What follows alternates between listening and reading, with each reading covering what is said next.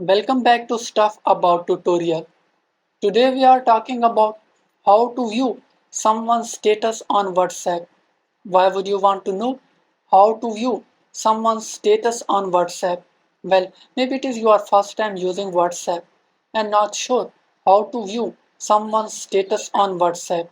So today I am going to show you how to view someone's status on WhatsApp. Check video description and I will try to leave the written instructions. Viewing someone's status on WhatsApp is quite simple and easy to do, and the process is very simple. First of all, open WhatsApp. Now you are seeing different options at the top. Click on status. Now you are seeing different statuses of your contact list. If you are willing to see a status, just tap on it. This is how you can see someone's status. There you go.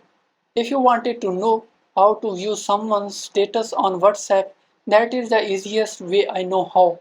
If you know another way, to leave a comment below. Be sure to subscribe for more videos.